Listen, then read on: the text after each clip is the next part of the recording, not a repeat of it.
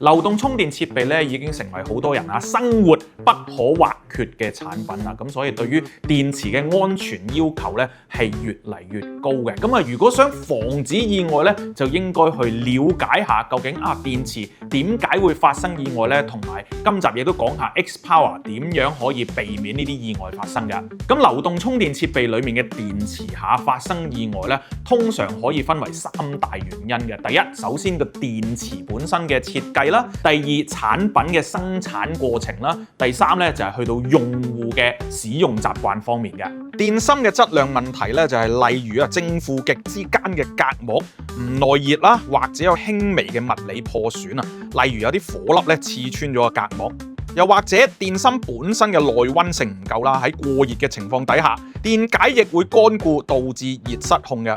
喺生產過程方面絕緣嘅控制做得唔好例如有各種嘅輕微物理刺穿啦，又或者有其他嘅金屬部件唔小心跌咗落去個產品裡面。產品設計之中電芯同埋外殼嘅結構間隙唔夠，冇預留足夠嘅空間咁用戶使用嘅時候，只要輕微碰撞咧，都會導致咧結構性刺穿嘅。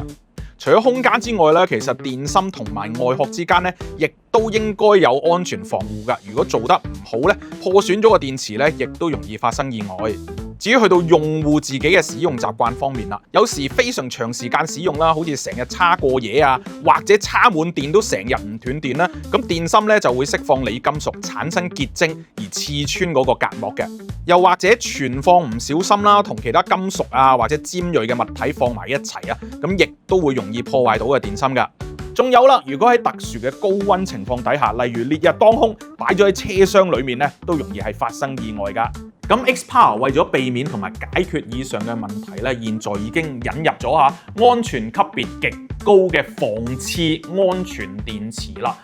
唔止話一啲物理上輕微嘅碰撞或者刮損甚至直接揾螺絲釘刺穿佢咧，都係冇問題嘅。我之前已經做實驗拍片就拍過㗎啦。咁除此之外咧，喺呢個產品嘅設計方面啦、生產過程啦，甚至個產品出到嚟之後咧，亦都係攞咗唔同嘅安全認證㗎。物理上有防刺電池，亦都攞咗好多安全認證。使用認證方面咧，有達到最新要求，跟埋 QR Code 嘅3C 認證，可以上到內地嘅飛機同高鐵㗎。身為負責任嘅品牌，當然仲有保險啦。XPower 為咗旗下嘅流動充電產品咧，買咗1600萬港幣嘅保險㗎。無論你身處世界任何地方唔係淨係香港㗎，你拎咗出去旅行都好啦，只要證明到係因為嗰個產品嘅瑕疵而發生意外，導致到你有損失嘅話咧，都可以向 XPower 理賠㗎。